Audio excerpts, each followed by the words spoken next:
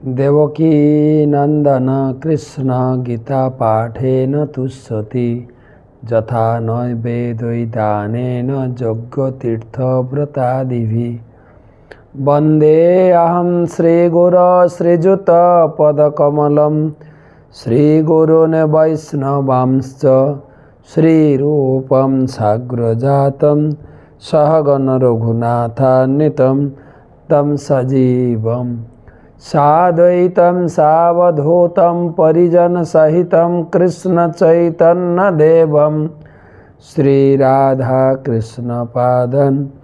सहगणललिता श्रीविशाखान्वितांश्च नमो ॐ विष्णुपादाय कृष्णप्रेष्ठाय भूतले श्रीमते भक्तिवेदान्त स्वामिनिति नामिने नमस्ते सारस्वते देवे गौरवाणी प्रचारिणे निर्विशेष शून्यवादी पाश्चात्यदेशतारिणे आजनुलंबित भुजौ कनकावदातौ संकीर्तनैकपितरौ कमलायताक्षौ विश्वम्भरौ द्विजवरौ जुगधर्मपालौ वंदे जगत्प्रियकरौ करुणावतारौ जय श्री कृष्ण चैतन्य प्रभु नित्यानंद श्री अद्वैत गदाधर श्रीवासदि श्री गौर भक्तबिंद हरे कृष्ण कृष्ण कृष्ण हरे हरे हरे राम राम राम हरे हरे। ओं नमो भगवते वासुदेवाय ओं नमो भगवते वासुदेवाय ओं नमो भगवते वासुदेवाय। नारायणं नमस्कृत्य नरं चैव नरोत्तमं देवीं सरस्वतीं व्यासं ततो जयम् उदीरयेत्। तमादिदेवं करुणानिधानं तमालवर्णं सुहितावतारम् अपार संसार समुद्र सेतुं भजामहे भागवत स्वरूपम। ग्रंथराज श्रीमद्भागवतम चतुर्थ स्कंधेर 29 अध्यायेर आज के चतुर्सप्ततितम श्लोक थेके आलोचना। आज के होच्छे 939तम भागवत रसमाधुरी सेमिनार। ठीक आमरा जन्माष्टमीर शुरूते पहुँचे गेছি।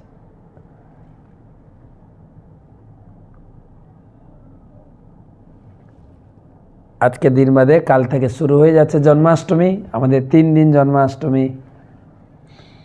कल के हबे अधिवास, परशु जन्माष्टमीर अभिषेक, तारपर दिन जन्माष्टमीर फीस्ट नंद महोत्सव। तो देखी कल के अधिवास सम्बन्धे किछु आलोचना करब। जन्माष्टमीते छुट्टी थाकबे क्लास। तो आज के आलोचना शुरू करार आगे गुरुपाद पद्मे प्रणाम निवेदन करे तार अहेतुकी कृपा आशीर्वाद प्रार्थना करी। नमो ओं विष्णुपादाय कृष्ण प्रेष्ठाय भूतले श्रीमते जयपताका स्वामी निति नामिने नमो आचार्य पादाय निताय कृपा प्रदायिने गौरकथा धामदाय नगर। भागवत महात्म मदेक बंधु मत संगीन मत गुरु मत महाधन मत निस्तारक मद भाग्य मदानंद नमस्तुते। ভাগবত আমাদের জীবনের একমাত্র বন্ধু, একমাত্র সঙ্গী, একমাত্র মহাধন। ভাগবত সঙ্গ থেকে যেন বঞ্চিত না হয়। আলোচনা প্রসঙ্গ চতুর্থ স্কন্ধে 29 অধ্যায়, শ্লোক নাম্বার 74। এবং পঞ্চবিধম লিঙ্গম ত্রিবিধ ষোড়শ বিস্তৃতম এষ চেতনয়া যুক্ত জীব ইত্যভিধীয়তে। এবং পঞ্চবিধম লিঙ্গম ত্রিবিধ ষোড়শ বিস্তৃতম এষ চেতনয়া যুক্ত জীব ইত্যভিধীয়তে। পঞ্চ তন্মাত্র, পঞ্চ ইন্দ্রিয়, পঞ্চ জ্ঞানেন্দ্রিয় এবং মন, এই 16টি জড় বিস্তার, এগুলি জীবের সঙ্গে একত্রে প্রকৃতির 3টি গুণের দ্বারা প্রভাবিত হয়। এটি হচ্ছে বদ্ধ জীবের অস্তিত্ব। আমাদের আলোচনা চলছে যে এই জীবনের কৃতকর্ম, পাপ পুণ্য পরের জীবনে কি করে ভোগ করতে হয় তারই আলোচনা প্রসঙ্গে নারদ মুনি বলছেন যে আমাদের দুটো শরীর, একটা হচ্ছে স্থূল শরীর যা আমরা দেখতে পাচ্ছি একে অপরকে, এই শরীরের দ্বারা ভালো মন্দ কাজ হয়। আর ভিতরে রয়েছে সূক্ষ্ম শরীর, মন বুদ্ধি অহংকারের প্যাকেজ, যেখানে আমাদের ভিতরে সমস্ত কর্মের প্রতিক্রিয়া, অপূর্ণ বাসনা, এসব কিছু তার ভিতরে জমা থেকে এই শরীরটা এখানে পড়ে থাকবে, কিন্তু ওই সূক্ষ্ম শরীরে আরেকটা শরীরে গিয়ে ভোগ বাসনা পূর্ণ হবে, আবার কিছু ভোগ বাসনা অপূর্ণ থাকবে পরের শরীরে। সেই কথা বলতে গিয়ে নারদ মুনি বলছেন এই যে শরীরটা, যেটা আমরা দৃশ্যমান স্থূল শরীর, পঞ্চ মহাভূতে গঠিত এই শরীর, মানুষ শরীর, পশু পাখি শরীর, স্ত্রী পুরুষ যা হোক, এই শরীরটার 16টি জড়তত্ত্বের বিস্তার, পঞ্চ তন্মাত্র, পঞ্চ ইন্দ্রিয়, পঞ্চ জ্ঞানেন্দ্রিয়। পঞ্চ জ্ঞানেন্দ্রিয় আমরা জানি, তারপরে পঞ্চ তন্মাত্র আর পঞ্চ কর্মেন্দ্রিয়। পঞ্চ জ্ঞানেন্দ্রিয় চক্ষু কর্ণ নাসিকা জিহ্বাতক, পঞ্চ তন্মাত্র প্রত্যেকটা ইন্দ্রিয়ের যে তন্মাত্র, চক্ষুর হচ্ছে দৃশ্য, রূপ, রস গন্ধ স্পর্শ শব্দ, আর পঞ্চ কর্মেন্দ্রিয় বাক পানি পাত বায়ু উপস্থ আর মন, এই 16টি জড় তত্ত্বের বিস্তার। আর এই শরীরটা ত্রিগুণের দ্বারা পরিচালিত হচ্ছে। ভগবদ্গীতায় তাৎপর্য লিখছেন প্রভুপাদ, ভগবদ্গীতায় ভগবান কৃষ্ণ বলেছেন মাময়ীবাংশ জীবলোকে জীবভূত সনাতন মনষষ্ঠানি ইন্দ্রিয়াণি প্রকৃতিস্থানি কর্ষতি। এই জড়জগতে বদ্ধ হওয়ার ফলে আমার অংশ জীবাত্মারা মন সমেত 6টি ইন্দ্রিয়ের দ্বারা প্রকৃতিরূপ ক্ষেত্রে কঠোর সংগ্রাম করছে।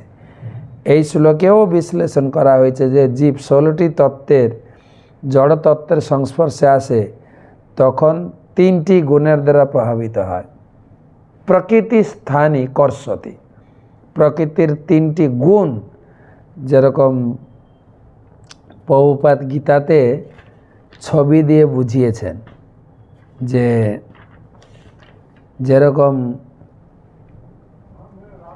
যেরকম পুতুল নাচ হয় না, আগে ছিল, এখন তো পুতুল নাচ কি বলা যায়, কার্টুন হয়ে গেছে। কার্টুনটাও পুতুল নাচের একটা অংশ, কার্টুন। তো আগে ছিল পুতুল নাচ, পাতলা সুতো দিয়ে পিছন দিয়ে যে অপারেটর, ও সুতো দিয়ে টান টান করে কথা বলাতো, নাচাতো। ঠিক সেই রকম আমরাও কথা বলছি, চলছি, হাঁটছি, একে অপরের সঙ্গে ভাব বিনিময় করছে, এসব ত্রিগুণ আমাদেরকে চালাচ্ছে সূক্ষ্ম দড়ির মতো। তো সেটাই এখানে প্রভুপাদ গীতা থেকে একটা শ্লোক নিয়ে নারদ মুনির কথাকে পুষ্ট করছেন। জীব এবং এই তত্ত্বসমূহের সমন্বয়কে বলা হয় জীবভূত বা বদ্ধজীব। যারা এই জড়জগতে কঠোর সংগ্রাম করে প্রথমে মহত্তত্ত্ব প্রকৃতির 3 গুণের দ্বারা ক্ষোভিত হয় এবং তার ফলে জীবের বদ্ধ জীবন শুরু হয়। এইভাবে সূক্ষ্ম স্থূল শরীর এবং পঞ্চমহাভূত ইত্যাদির উদ্ভব হয়।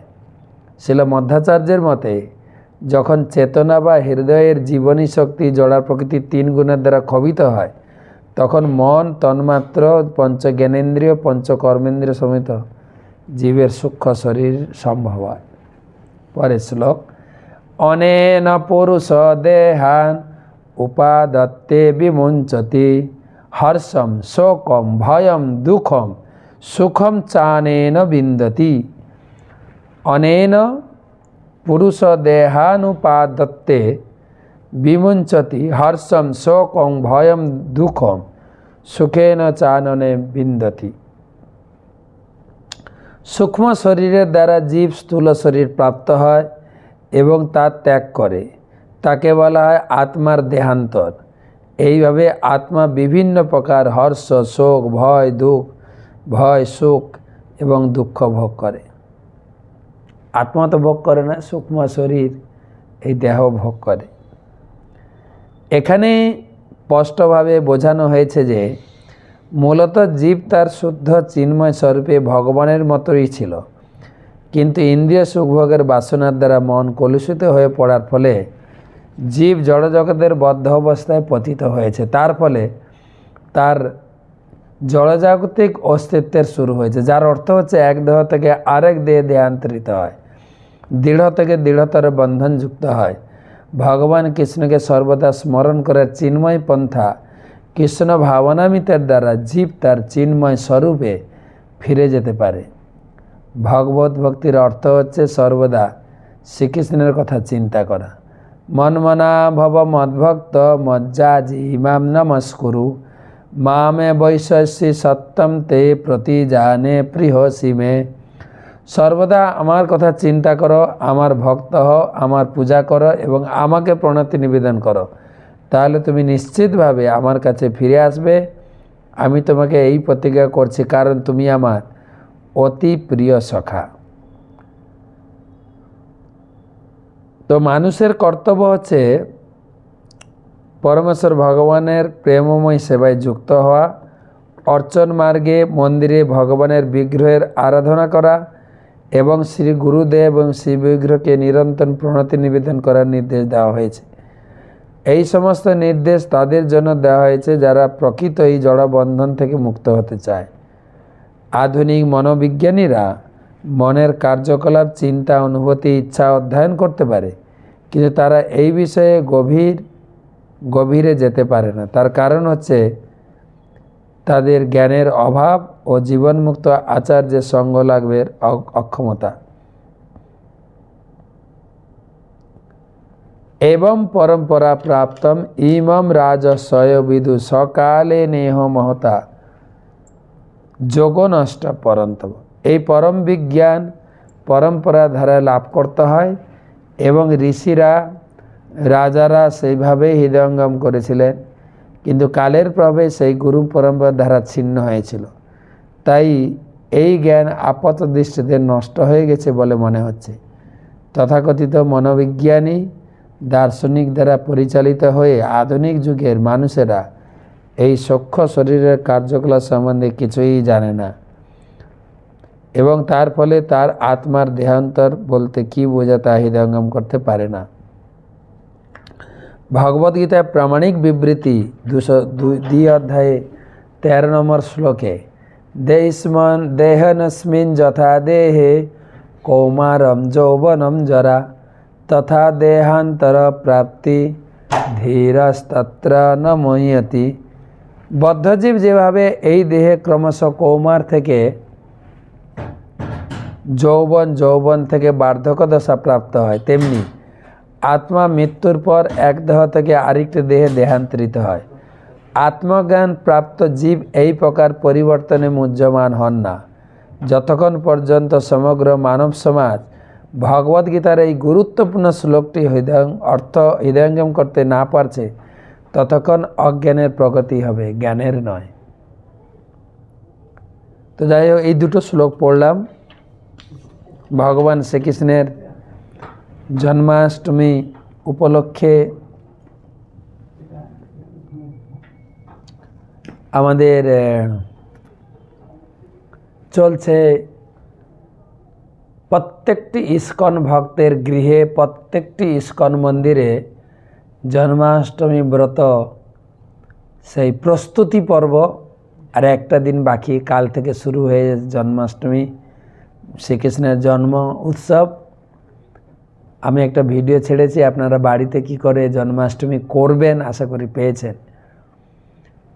এবছর জন্মাষ্টমী ভগবানের 5250তম জন্মাষ্টমী উৎসব হচ্ছে। ভগবান শ্রীকৃষ্ণ এই জগতে 125 বছর ছিলেন। দ্বাপরের শেষে ভগবান কৃষ্ণ সপার্শ্বদে বৃন্দাবন লীলা তিনি সম্পন্ন করেছেন। তিনি তার আবির্ভাব এবং তার বৃন্দাবন লীলা, দ্বারকা লীলা, মথুরা লীলা শ্রীমদ্ ভাগবতমের 10ম স্কন্ধে 90টা অধ্যায়ে বর্ণিত হয়েছে। 90টা অধ্যায়কে আলাদা করে শিল প্রভুপাদ তিনি একটা সুন্দর বই রচনা করেছেন, যার নাম হচ্ছে লীলা পুরুষোত্তম শ্রীকৃষ্ণ।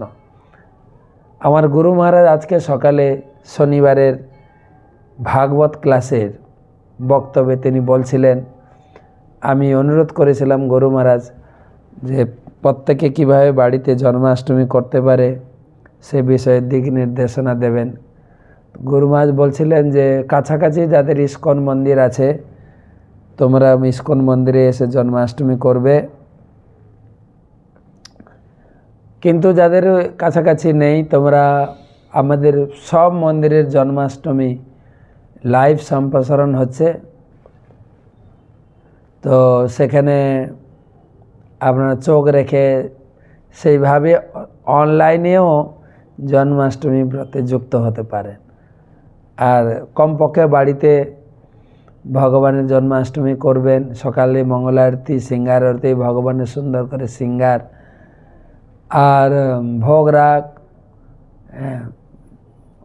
এবং লোকজনকে, আত্মীয় স্বজনকে, পাড়া প্রতিবেশীকে ভগবান শ্রীকৃষ্ণের জন্মাষ্টমী ব্রত কথা শোনাবেন। ভগবান জন্মগ্রহণ করেছেন মথুরাতে। রূপ গোস্বামীপাদ লিখেছেন, এই মথুরাতে আমাদের একটা ছোটোবেলা গান শুনতাম না, এখনও গানটা হয় দেখি, বিভিন্ন শিশুদের প্রতিযোগিতায়, ধর্ম অনুষ্ঠানে এটা গান আছে। গৌর নিতাই নদিয়াতে, কৃষ্ণ আছেন মথুরাতে। কৃষ্ণ মথুরায় তিনি জন্মগ্রহণ করলেন। কংসের কারাগারে কংসকে বঞ্চিত করে তিনি রাতারাতি পিতার সঙ্গে চলে গেলেন গোকুলে। এবারে গোকুলে থেকে গোকুলে যখন তার 6 দিন বয়স, কংস পুতনাকে পাঠিয়েছিলেন তাকে বধ করার জন্য, কেননা কংস তো দেবকী বসুদেবকে কারাগারে বন্দি করে রেখেছিলেন যে অষ্টম গর্ভের সন্তান কৃষ্ণ জন্মগ্রহণ করলেই তাকে আমি হত্যা করব, সে আমাকে কি করে হত্যা করবে। কিন্তু তার সমস্ত পরিকল্পনা ভেস্তে গেল। সেখানে হলোটা কি না, রাতারাতি কৃষ্ণ কংসের সমস্ত প্রকার বন্ধনকে, সমস্ত প্রকার ব্যারিকেডকে উপেক্ষা করে তিনি গোকুলে চলে গেলেন। গোকুলে এবং সমাচারও দেওয়া হলো, তোমারে মারিবে যে গোকুলে বাড়িছে সে। তখন প্রথম অসুর পুতনাকে পাঠানো হলো। তখন কৃষ্ণের বয়স মাত্র 6 দিন, এবং সে 6 দিনে তিনি পুতনাকে বধ করেন। পুতনা গিয়েছিল কালকূট বিষ সঞ্চয় করে তিনি কৃষ্ণকে বধ করতে যাচ্ছিলেন। অত্যন্ত আদর যত্ন করে তিনি অভিনয় করে, সুন্দরী রূপসী মহিলার অভিনয় করে কৃষ্ণকে কোলে তুলে নিয়ে যখন তার বুকের দুধ পান করাতে শুরু করেন, কৃষ্ণ তার দুধ পান করেছেন। দুধ পান করার সাথে সাথে তার প্রাণবায়ু শুষে নিয়েছে। সে তো দুধ নিয়ে যায়নি, তার বুকে ভরে নিয়ে গেছিল কালকূট বিষ। ততটাই যোগী পুরুষ ছিল। কৃষ্ণকে হত্যা করার মানসে কৃষ্ণকে বাৎসল্য রসে দুধ খাওয়াতে শুরু করলেন। কৃষ্ণ তার উপরের অভিনয়রূপী চেহারাটাকে দেখে এবং তার অভিনয়ে সন্তুষ্ট হয়ে তার দুধই পান করলেন এবং প্রাণবায়ু শুনিয়ে তাকে হত্যা করলেন। তো প্রথম হচ্ছে তিনি পুতনাকে বধ করলেন। তার যখন 3 মাস বয়স তিনি শকটাসুর বধ করলেন। দ্বিতীয় অসুর পাঠানো হয় শকটাসুর। শকট মানে গরু গাড়ি। তো গরু গাড়ির নিচে শোয়ানো ছিল কৃষ্ণকে। তখন তার বধ করা হয়। ভগবান শ্রীকৃষ্ণ লাথি মেরে শকটাসুরকে বধ করেন। তারপর তার যখন বয়স 100 দিন মানে 3 মাসের কয়েকদিন বেশি, তখন নামকরণ করা হয়। আর এই নামকরণ করতে এসেছিলেন গর্গাচার্য, প্রসিদ্ধ গর্গাচার্য। সে যদুবংশের পুরোহিত এবং কিন্তু যেহেতু কৃষ্ণ এবং বলরাম দুজনই খুব গুপ্তভাবে গোকুলে বাড়ছিলেন, তাই গর্গাচার্য যদি এসে সরাসরি বিশাল করে নামকরণ অনুষ্ঠান, নেম গিভিং সেরেমনি করা হয়, তখন কংসে হয়তো অত্যাচার বাড়াতে পারে। তাই নন্দ মহারাজ খুব চুপি চুপি এই নামকরণ একটা অনুষ্ঠান, কিন্তু প্রথম হচ্ছে জাতকরণ, চূড়াকরণ, নামকরণ। তো এই অনুষ্ঠানে এটা একটা অনুষ্ঠান এবং লোকজন দেখে তার কি লগ্ন, কোন সময় জন্ম হয়েছে, নক্ষত্র, লগ্ন, তিথি সব মিলিয়ে একটা নাম অনুষ্ঠান। আমরা তো ওইসব তিথি নক্ষত্র বুঝি না, আগেকার দিনে এসব মানত। মোটামুটি একটা নাম হয়ে ছেলে কি মেয়ে হয়েছে, আমি একটা নাম দেবো, বাবা একটা নাম দেবে। এবারে বাবার অক্ষর, নামের অক্ষর, মায়ের নামের অক্ষর, দাদুর অক্ষর মিলিয়ে টিলিয়ে রাখে লোকে। কিন্তু সেটাও রাখা যায়, সেই সঙ্গে ভালো হয় তার তিথি, কোন তিথিতে জন্মেছে, কত তারিখ এবং কোন সময়, লগ্ন, এগুলো মিলালে একটা অক্ষর চলে আসবে। সেই অক্ষর অনুযায়ী একজনের একটা অক্ষর আসে, 2-3টা অক্ষর আসে, সেখান থেকে একটা নাম, সুন্দর করে নাম রাখাটা একটা বড় জিনিস। কিন্তু গর্গাচার্য তিনি ধ্যানে জানতে পারলেন যে এই শিশু আগের 3টা সত্য, দাপর, কি বলে ত্রেতা, কলিতে ত্রেতাতে সত্যে এসেছেন, এখন দাপরে আসছেন। তার বর্ণ হবে কৃষ্ণ, সেই জন্য তার নাম হবে কৃষ্ণ, শ্যাম সুন্দর ভগবান। নাম রাখলেন। গোশালাতে চুপি চুপি কৃষ্ণ বলরামের নামকরণ করলেন। তারপরে 1 বছর বয়সে তিনি তৃণাবর্তাসুর বধ করলেন। আর তৃণাবর্তাও সেই রকম কংস অসুর পাঠিয়েছিলেন একটা ঝড়ের আকারে, কৃষ্ণকে ঝড়ের মতো উড়িয়ে নিয়ে চলে গেলেন। কৃষ্ণলীলা বইতে পড়বেন। ঠিক 3 বছর মাঝখানে অনেক একটা ছোট চার্ট বানিয়ে আমি বলছি। ঠিক 3 বছর 2 মাস ব্রহ্মাণ্ড ঘাটে মা যশোদা তাকে বন্ধন করেছিলেন, মাখনের হাঁড়ি পাত্র ভেঙে দিয়েছিলেন। সেই দামোদর লীলা অনুষ্ঠান, দাম বন্ধন লীলা, দাম মানে দড়ি, উদর মানে পেটে বেঁধেছিলেন মা, তার বয়স ছিল মাত্র 3 বছর 2 মাস। দামবন্ধ লীলা। আমরা এবারে বৃন্দাবন যাচ্ছি এই কার্তিক মাসের আগে আগে, দুর্গাপূজার ছুটিতে। ওখানে নিয়ে যাব। ওই জায়গায় আমাদের দামবন্ধ লীলা অনুষ্ঠান, এবং ওখানে এই গানটা গাইব, নমামি সরম সচ্চিদানন্দ রূপম লসৎ কুণ্ডলম গোকুলে ভ্রাজমানম। সেই গানটি ওখানে গাওয়া হবে। 3 বছর 3 মাস বয়সে তিনি গোকুল থেকে বৃন্দাবনে চলে আসেন, এবং প্রথমে তিনি 3 বছর যখন 4 মাস বয়স হয় তখন তিনি বাছুর চরানোর অনুমতি পেলেন। আমাদের বলে না, পড়াশোনা করছিস না, বাবা মা আত্মীয় স্বজনরা মাঝে মাঝে গালি দেয় না, পড়াশোনা করছিস না, গরু চড়িয়ে খাবি। ভগবান পড়াশোনা করেনি।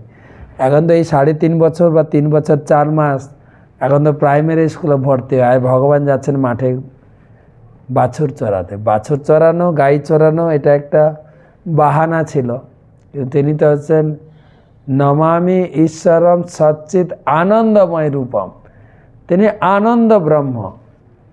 তাকে পড়াশোনা করে ডিগ্রি করে চাকরি করতে হবে না, কিন্তু তিনি আনন্দ, খেলাধুলা আনন্দ করে সখাদের সঙ্গে তিনি আমোদ করতেন। আর ঘরে থাকলে খেলাধুলা হয় না। ঘরের আজুবাজুতে যদি থাকে কেউ, মাঠও থাকে, নিজের উঠোনও থাকে, তাও খেলাধুলা করা যায় না। মা মাঝে মাঝে ব্রেক দেয়, ব্রেক, জামা কাপড় নোংরা হচ্ছে, ঘরে চলে আসো, ধুলো মাখবে না, এখন খাওয়ার সময় আছে, একটু জল খেয়ে যাও, সবসময় মাঝে মাঝে বলতে হয়। তাই খেলাধুলা করার জন্য তিনি তার বন্ধুদের নিয়ে মাঠে যেতেন। সারা দিন এই বাছুর চড়ানোর নাম করে খেলাধুলা করতেন। আর তার কিছুদিন পরে 4 বছর 4 মাসে তিনি অঘাসুরকে বধ করলেন। আমরা আলোচনা করছিলাম বলরাম জয়ন্তীতে, অঘাসুর বধে বলরাম ওই লীলায় ছিলেন না।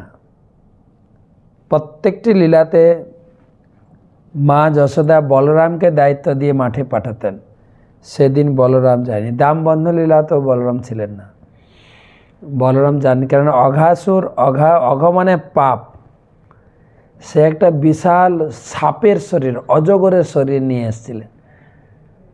নিয়ে এসে সেই সখাদেরকে বধ করার জন্য চেষ্টা করছিলেন। তো সেই অঘাসুর বধ করে, অঘাসুর বধের সঙ্গে আপনার যুক্ত হয়েছে ব্রহ্মবিমোহন লীলা। এই মাঝখানে গ্যাপগুলোতে আরও কিছু কিছু রয়েছে, মোটামুটি একটা চার্ট মনে রাখবেন, সেজন্য সংক্ষেপে একটা চার্ট দিচ্ছি। অঘাসুরকে বধ করার পরে ভগবান সখাদের নিয়ে তিনি বসে ভোজন করছিলেন, আর ব্রহ্মা এসেছিলেন কৃষ্ণকে পরীক্ষা করতে।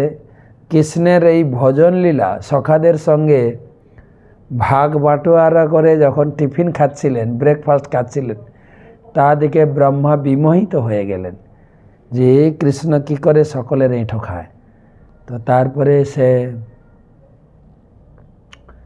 ভগবান কৃষ্ণের গোপ সখা, গোবৎস সব চুরি করেন, এবং ব্রহ্মা পরীক্ষায় তিনি ফেলিয়ার হয়ে ভগবান কৃষ্ণের কাছে ক্ষমা চায়, এবং ব্রহ্মা পরবর্তীকালে ক্ষমা পেলেও ব্রহ্মার মন সন্তুষ্ট হয়নি। তাই কলিযুগের শুরুতে তিনি নবদ্বীপে এসে তপস্যা করে গৌরাঙ্গ মহাপ্রভুর দর্শন পেয়ে গৌরাঙ্গ লীলাতে অংশগ্রহণ করে তিনি সেই অনুশোচনা থেকে মুক্ত হয়েছে। সেগুলো 4 বছর 4 মাস এবং 5 বছর 2 মাসে তিনি গোপাষ্টমীতে তিনি গাই চড়ানোর অনুমতি পেলেন। এবারে গোপালক, আগে ছিল বৎসপালক, এখন হলো গোপালক। গোপালক রূপে, গোপাল রূপে তিনি প্রসিদ্ধি লাভ করলেন, এবং 6 বছর 9 মাসে তিনি কালিয়কে বধ করেছেন। হ্যাঁ, কালিয়াকে বধ করেছেন এবং গোপীদের সঙ্গে দেখা হয়। ঠিক 7 বছর 2 মাসে বা 7 বছরে তিনি গিরি গোবর্ধন ধারণ করে ইন্দ্রকে তিনি তার অহংকারের দণ্ড দিয়েছেন। 7 বছরে। 8 বছরে তিনি রাসলীলা অনুষ্ঠান করেছেন। সমস্ত গোপীদের নিয়ে তিনি বংশী ধ্বনি করে তিনি সমস্ত বৃন্দাবনের গোপীদেরকে আহ্বান করে রাস নৃত্য করেছেন এবং সেই বছরই এই গিরি গোবর্ধন ধারণ করার পরে গিরি গোবর্ধন মানে অমাবস্যার পরদিন ভাইফোঁটা গেছে, তার পরদিন থেকে গিরি গোবর্ধন ধারণ করেছেন। তারপরে একাদশী করেছেন, দশমীর পর একাদশীর পরদিন নন্দ বাবা অতি প্রত্যুষে তিনি যমুনাতে স্নান করতে গেছেন। আর বরুণ দেবের লোকেরা এসে নন্দ বাবাকে বন্দি করে বরুণালয়ে নিয়ে গেছে। আর এদিকে পাড়ে সেই নন্দ বাবার সঙ্গে যারা গিয়েছিলেন তারা খুব চিৎকার করে কৃষ্ণ বলরাম কৃষ্ণ বলরাম কৃষ্ণ বলরামকে আহ্বান করলেন। তো কৃষ্ণ বলরাম আসলেন। কৃষ্ণ বলরাম এসে জিজ্ঞাসা করলেন কি হয়েছে। না, বাবা ডুব দিয়েছে, ডুব দেওয়ার পরে জলে তলিয়ে গেছেন, আর বাবাকে পাওয়া যাচ্ছে না। তখন কৃষ্ণ বলরাম যমুনাতে ঝাঁপ দিয়ে ডুবে ডুবে বাবার খোঁজে গেলেন। বরুণ লোকে পৌঁছে গেলেন, বরুণালয়ে। আর কৃষ্ণ বলরামকে বরুণালয়ে বিশাল রিসেপশন হয়েছে। বাবার সামনে তার দুজন ছেলেকে এত বড় অভ্যর্থনা রিসেপশন দেখে বাবাও হক্কাবক্কা হয়ে গেছেন। পূজা করেছেন, পাদধৌত করেছেন এবং বিভিন্ন প্রকার স্তব স্তুতির দ্বারা বরুণদেব তার সমস্ত পরিবার পাত্র মিত্র সবাইকে নিয়ে কৃষ্ণের মহিমা কীর্তন পূজা করেছেন। কৃষ্ণ বললাম তাদেরকে আশীর্বাদ দিয়েছেন। বাবার সামনে ছেলের মহিমা দেখে বাবা অবাক হয়ে গেছেন। যাই হোক, তারপরে কৃষ্ণ বললেন যে আমার বাবাকে মুক্ত করে দেওয়া হোক। বলছে বাবাকে নিয়ে আসার একটাই অভিলাষ ছিল, প্রভু আপনি আমার এই রাজ্যে পদধূলি দেবেন, আপনার চরণ এখানে উদিত হলে, আপনাকে দর্শন করলে আমাদের বরুণালয় ধন্য হয়ে যাব। ক্ষমা করবেন প্রভু। প্রচণ্ড উপঢৌকন উপহার আদি দিয়ে বাবাকে সসম্মানে কৃষ্ণের হাতে তুলে দেওয়া হয়।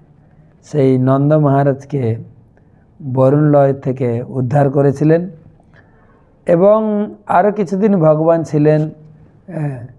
তারপরে তিনি হোলি লীলা করেছেন গোপীদের সঙ্গে এবং শঙ্খাচূড়কে বধ করেছেন, দান লীলা এবং অনেক গোপীদের সঙ্গে অনেক লীলা হয়েছে। 10-11 কোথাও লেখা আছে 11 বছর, কোথাও লেখা আছে 11.5 বছর পর্যন্ত তিনি বৃন্দাবনে ছিলেন এবং প্রতিদিন কংস 3টে করে অসুর পাঠাতেন।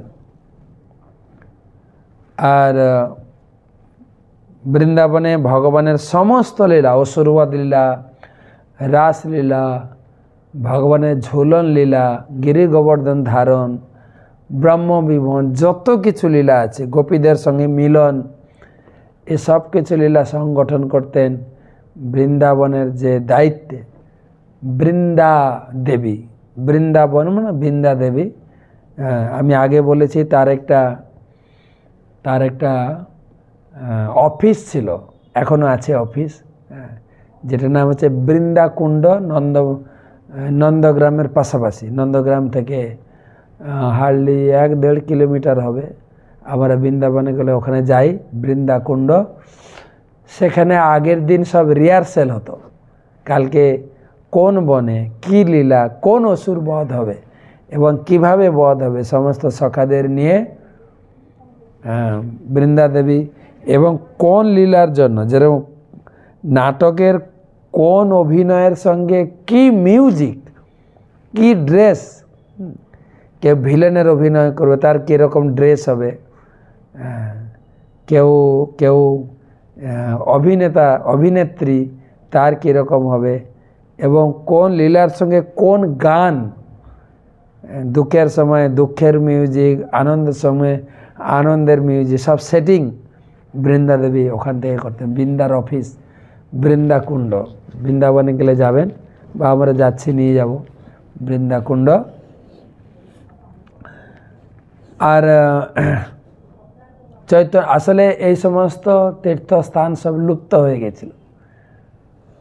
শ্রী চৈতন্য মহাপ্রভু এবং তার পার্শ্বদেরা, ষড় গোস্বামী, তারপরে জীব গোস্বামী, ভূগর্ভ গোস্বামী, লোকনাথ গোস্বামী, মহাপ্রভু তাদেরকে পাঠিয়ে এই সমস্ত লুপ্ত স্থান উদ্ধার করেছেন। রঘুনাথ দাস গোস্বামী রাধাকুণ্ড শ্যামকুণ্ডকে সুন্দর করে সংস্কার করেছেন। তো এগুলো মহাপ্রভু, তাই এবছর গত এপ্রিল মাসে আমার পরম আরাধ্য এবং পরম পূজনীয় গুরুদেব, তিনি এবছর শ্রী চৈতন্য মহাপ্রভু যেখানে যেখানে গিয়েছিলেন সেই স্থানগুলোতে তিনি চৈতন্য মহাপ্রভু স্মৃতি পরবর্তী পিঢ়ি যেন উপলব্ধি করতে পারে, সেই জন্য সেই সমস্ত চৈতন্য মহাপ্রভু পাদপদ্ম স্থাপন করেছেন। সেটাও বৃন্দাবনে গেলে অবশ্যই দর্শন করবেন। যাই হোক, 3টা অসুর পাঠাতেন প্রতিদিন। কংস মামা ছিলেন তো, ভাগনাকে আনন্দ দানের জন্য এক পক্ষে বলা আছে অসুর দিয়ে কৃষ্ণকে হত্যা করতে চেয়েছিল, কিন্তু কৃষ্ণ লীলা যা কিছু বা ভগবানের এই সমস্ত লীলাতে কংস এক পক্ষে অসুর বলা আছে। কংস তো তার মামা, লীলার সহায়ক। ভগবান হচ্ছে আনন্দময় ব্রহ্ম। তিনি ঘর থেকে যেতেন, মা তাকে শৃঙ্গার করে, প্রত্যেক শিশুকে, তার গোপ সখাদের মায়েরা শৃঙ্গার করে সারা দিনের টিফিন দিয়ে পাঠাতেন। কিন্তু খেলাধুলায় এত মগ্ন থাকতেন শিশুরা, খাওয়া দাওয়ার কথা ভুলে যেতেন। তাই কংস সকালে একটা অসুর পাঠাতেন। অসুর বধের পরে তাদের মনে হতো আজকে একটু খাওয়া দাওয়া করে, এখন খিদা লাগছে, সবাই বসে খাওয়া দাওয়া করি।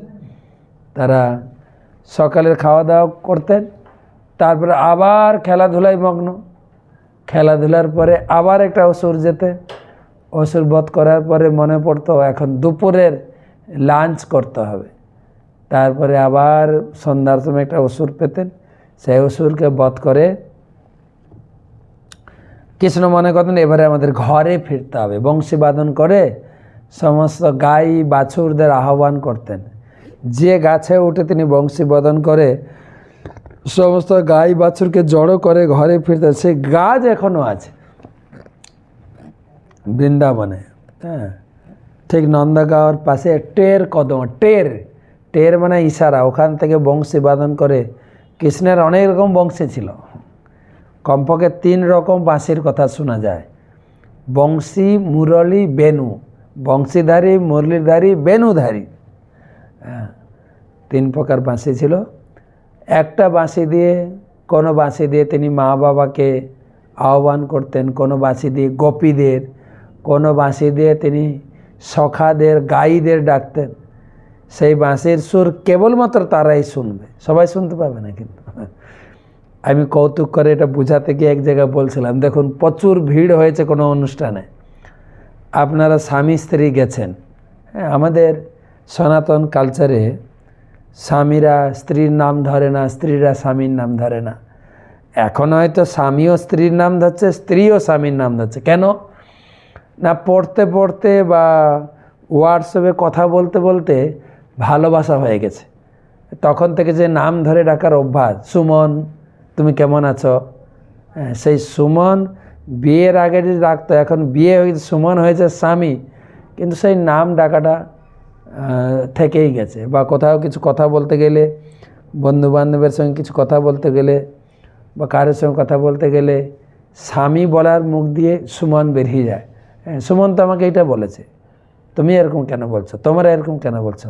বা বাবা মাকে, শ্বশুর শাশুড়ি, আপনারা এরকম কেন বলছেন, আপনার ছেলে সুমন তো এইভাবে আমাকে বলেছে, এইভাবে চলতে হবে। আর স্বামীরাও স্ত্রীর নাম ধরে না, কিন্তু আগে ছিল কয়েকটা শব্দ ব্যবহার হতো, হ্যাঁ গো কী গো, হ্যাঁ গো কী গো। তো এত ভিড়ের মধ্যে, তো প্রচুর ভিড় হয়েছে, দুর্গা পূজা, কালী পূজা বা কোনো মহোৎসবে বা মেলাতে গেছেন, হ্যাঁ গো তুমি কোথায় গেলে, কী গো তুমি কোথায় গেলে। যার স্ত্রীর আওয়াজ তার স্বামী শুনবে, বা যার স্বামীর আওয়াজ তার স্ত্রী শুনতে পাবে। যেরকম হয় না যে উদাহরণ দেওয়া যায়, যেরকম এয়ারটেলের টাওয়ার এয়ারটেলের সিম ধরবে, এয়ারটেলের সিমই এয়ারটেলের টাওয়ার ধরবে। হ্যাঁ, ভোডাফোন বা বিএসএনএল যা যা আছে, ঠিক সেরকম আলাদা আলাদা বাঁশি ছিল। সেই বাঁশি দিয়ে সমস্ত গাই বাছুরকে জড়ো করতেন, জড়ো করে বাড়ি ফিরতেন। হ্যাঁ, সেই যে টের কদম্ব এখনও আছে, সে গাছের কাছে যাই, প্রণাম করি, গড়াগড়ি দিই, আমরা বসে হরিকথা শুনি। অপূর্ব সুন্দর জায়গা টের কদম্ব। এটা হচ্ছে আপনার নন্দগাঁও থেকে 2 কিলোমিটার রাস্তা, সুন্দর রাস্তা, গাড়ি ঘোড়া যায়। ওখান থেকে ওখানে রয়েছে আশেশ্বর শিব। আশেশ্বর শিবের কথা আমরা আগে শুনিয়েছি। ওখান থেকে আর 2-2.5 কিলোমিটার গেলে রাধারানীর শ্বশুর বাড়ি, জাবট শ্বশুর বাড়ি আছে। তো অনেক ভক্ত রাধারানীর শ্বশুর বাড়ি যায় না। আমাদের রাধারানীকে অনেক কষ্ট দিয়েছেন তার 2 জন বডিগার্ড, জটিল আর কুটিল, শাশুড়ি আর ননদ। তো যাই হোক, আজকে রাত হয়ে গেল, আজকে আর বেশি কথা এগোবো না। বৃন্দাবন লীলা কথা শোনালাম। তো যেটা বলছিলাম, 3টে অসুর পাঠাতেন, কিন্তু অসুরদের বধ করতেন কৃষ্ণ।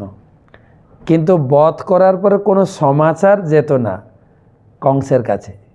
কংস বুঝতেই পারত না যাদেরকে পাঠাচ্ছে হচ্ছেটা কি। তখন কংস বলেন, আমি নিজে গিয়ে দেখব। কংসের কথা আপনাদের শুনিয়েছি। কংস তখন আসছিলেন মথুরা থেকে, আসছেন বৃন্দাবনে। বৃন্দাবনের বর্ডারে পৌর্ণমাসী ছিলেন, যিনি পুরো বৃন্দাবনকে কন্ট্রোল করছেন। যেই কংস ঢুকতে আসছেন, কংসকে বাধা দিয়েছেন একজন বয়স্ক বুড়ি রূপে। তিনি হাতে একটা লাঠি নিয়ে, এই কংস বৃন্দাবনে প্রবেশ করবে না।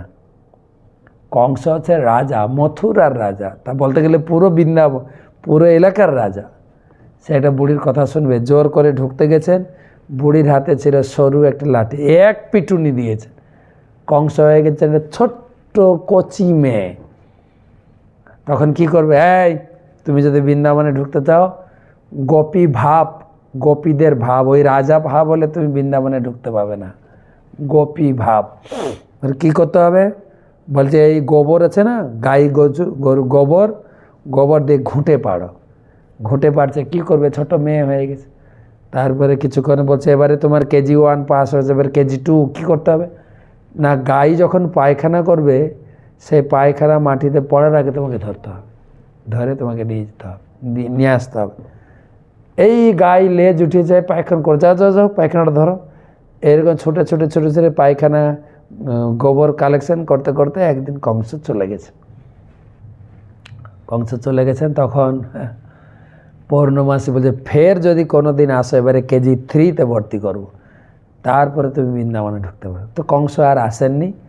কংস তখন যোজনা করছেন যে আমি তো বৃন্দাবনে ঢুকতে পারলাম না, কিভাবে কৃষ্ণ বলরামকে আমি মথুরাতে আনবো, মথুরাতে এনে তাদেরকে বধ করব। তো মথুরা আনার জন্য প্রস্তুতি। তো কালকে কৃষ্ণকে আমরা মথুরা নিয়ে যাব। হ্যাঁ, তারপর মথুরা লীলা সমাপ্ত করে আমরা নিয়ে যাব দ্বারকা।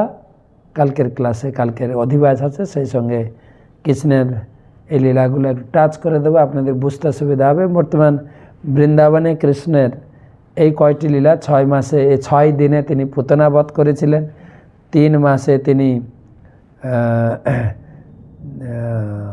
শকটাসুর বধ করেছিলেন, 100 দিনে তার নামকরণ হয়েছিল এবং 1 বছরে তিনি 3 অবতাসুর বধ করেছিলেন।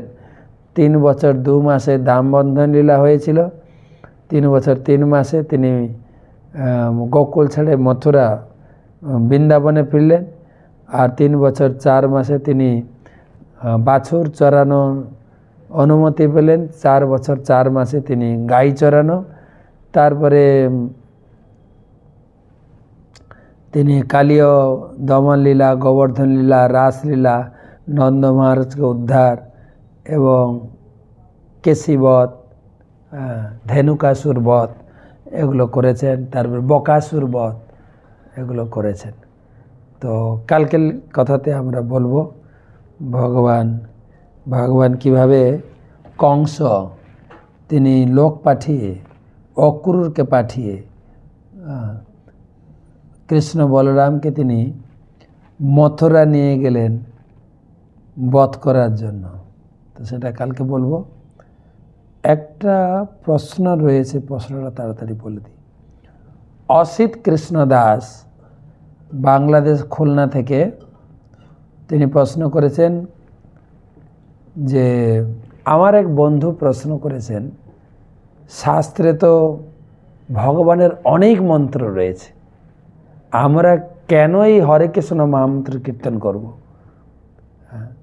অন্য কোনো মন্ত্র নাই কেন? সব মন্ত্র করতে পারেন, তবে এক একটা যুগের জন্য এক একটা মন্ত্র নির্দিষ্ট হয়েছে। কলিযুগের জন্য এই মন্ত্রটা নির্দিষ্ট হয়েছে। তো প্রমাণস্বরূপ কলি সন্তরণ উপনিষদ, পদ্মপুরাণ, ভাগবত, মহাভারত, বিভিন্ন শাস্ত্রে বলা হয়েছে হরে কৃষ্ণ কৃষ্ণ কৃষ্ণ হরে হরে, হরে রাম রাম রাম হরে হরে, ইতি ষোড়শক নাম কলি কলমশ নাশনম। এই 16 নাম 32 অক্ষরই কলিযুগের নির্দিষ্ট মন্ত্র। আবার এক জায়গায় বলা আছে হরের নামই কেবল কলৌ নাস্তব্য। কলিযুগে এই হরিনাম ছাড়া গতি নাই। ভাগবতে বলা হয়েছে কলৌ দোষে নিধে রাজন অস্তি এক মহৎগুণ কীর্তন নেব কৃষ্ণ মুক্ত সঙ্গ পরম। কলিযুগে একমাত্র মন্ত্র আছে হরিনাম মন্ত্র। কৃতে ধ্যায়ত বিষ্ণু, সত্যযুগে ছিল ধ্যান, ত্রেতায়াম যজতমুখেই, ত্রেতা যুগে যজ্ঞ, দাপরে পরিচর্যন, দাপর যুগে ছিল পূজা অর্চনা, কলৌ তদ হরিকীর্তন, কলিযুগে হরিকীর্তন। অনেক শাস্ত্রীয় প্রমাণ, আপনাদের নামহট্ট পরিচয় বই আছে, ওখানে অনেক প্রমাণ দেওয়া হয়েছে, পড়তে পারেন। হরে কৃষ্ণ, শুভরাত্রি, ভালো থাকবেন সবাই।